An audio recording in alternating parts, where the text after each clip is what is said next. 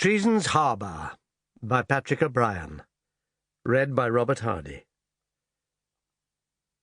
A gentle breeze from the northeast after a night of rain, and the washed sky over Malta had a particular quality in its light that sharpened the lines of the noble buildings. The air, too, was a delight, and the city of Valletta was as cheerful as though it were fortunate in love. This was more than usually remarkable in a group of naval officers sitting in the bowered court of Searle's Hotel. To be sure, they looked out upon the arcaded upper baracca, filled with soldiers, sailors, and civilians pacing slowly up and down, in a sunlight so brilliant that it made even the black hoods the Maltese women wore look gay, while the officers' uniforms shone like splendid flowers. For although most of the colour was the scarlet and gold of the British army, many of the nations engaged in the war against Napoleon were represented, and the shell pink of Krasimir's Croats, for example, made a charming contrast with the Neapolitan hussars' silver-laced blue. And beyond and below there was the vast sweep of the Grand Harbour, pure sapphire today, flecked with the sails of countless small craft plying between Valletta and the great fortified headlands on the other side, and the men of war, the troop-ships, and the victuallers, a sight to please any sailor's heart.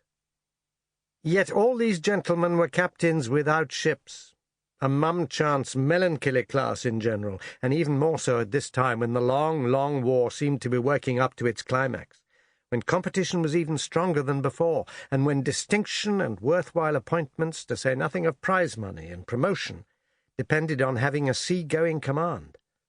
Some were absolutely shipless, either because their vessels had sunk under them, or because promotion had set them ashore, or because an unfortunate court-martial had done the same. Most, however, were only grass widowers. Their ships, battered by years of blockading Toulon, had been sent in for repair. But the dockyards were overcrowded, the repairs often serious and always very slow. Here the captains had to sit while the precious sea-time ran by, cursing the delay. Some of the richer men had sent for their wives, but most were condemned to glum celibacy or to what local solace they could find. Captain Aubrey was one of them, for although he'd recently captured a neat little prize in the Ionian seas, it had not yet been condemned in the Admiralty Court, and his affairs were horribly involved at home. He therefore lived as a bachelor, as modestly as a post-captain decently could, up 3 pairs of stairs at Searle's, his only amusement being the opera. Aubrey had contrived to send no less than 2 separate vessels into dock, so that he had a double set of slow, devious, stupid, corrupt, incompetent officials, tradesmen, and artificers to deal with. The first was the Worcester, a worn-out 74-gun ship of the line. The second was the Surprise, a small, sweet-sailing frigate in which he'd been sent to the Ionian while the Worcester was repairing, and in which he'd engaged 2 Turkish ships, the Torgud and the Kitabi, in an extremely violent action that had left the Torgud sinking, the Kitabi a prisoner, and the Surprise full of holes.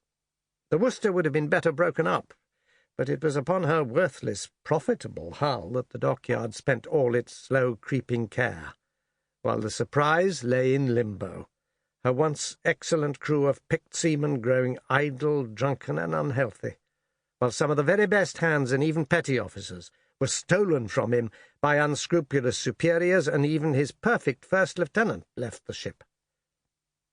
Captain Aubrey should have been the gloomiest of a glum gathering, but in fact he'd been rattling away, talking loud, and even singing with such goodwill that his particular friend, the Surprise's surgeon, Stephen Maturin, had withdrawn to a quieter arbour, taking with him their temporary shipmate, Professor Graham, a moral philosopher on leave from his Scottish university, an authority on the Turkish language and Eastern affairs in general. Captain Aubrey's high spirits were caused partly by the beautiful day, acting on a constitutionally cheerful nature, but very much more by the fact that at the farthest end of the table sat Thomas Pullings, until very recently his first lieutenant, and now the most junior commander in the Navy. The promotion had cost Mr. Pullings some pints of blood and a surprisingly ugly wound. A glancing blow from a Turkish sabre had sliced off most of his forehead and nose, but he would willingly have suffered 10 times the pain and disfigurement for the golden epaulets that he kept Sample complete. Ready to continue?